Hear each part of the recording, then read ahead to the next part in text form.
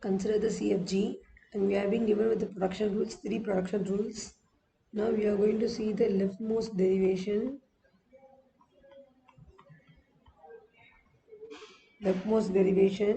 and we are going to derive the input symbol A, B, B. So we have to derive the input string from this production rule. So from this we are having the start symbol is S, right? So we are going to start from S. S can be replaced by A and B. Both are non-terminal characters.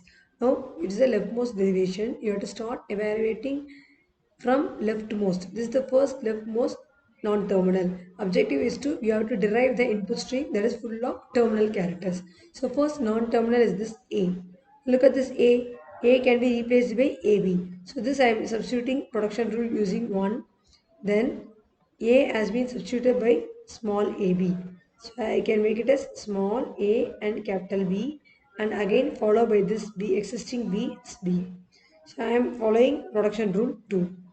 Now I got the first string A I got as required in my input string.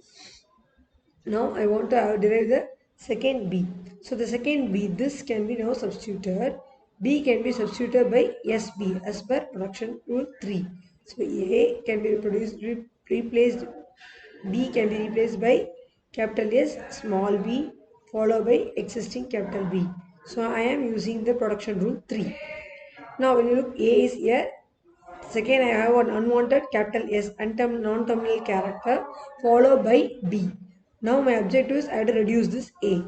I want A and B. I don't want this S. How I can eliminate? We have production rule 1 that S can be substituted by epsilon. Am I right?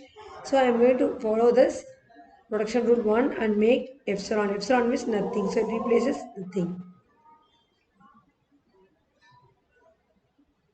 Using production rule 1. Now I am having A, B, capital B. Now again this capital B can be replaced by A, B, S, B using production rule 3. Again I am going to replace this S by epsilon because I am having A, B, B is there. Only this S is unwanted. So this is replaced by epsilon by production rule 1. So I am having A, B, B by production rule 1. So I am able to derive the input string from this. So this is the leftmost derivation, meaning that I have to start evaluating the expression from leftmost side.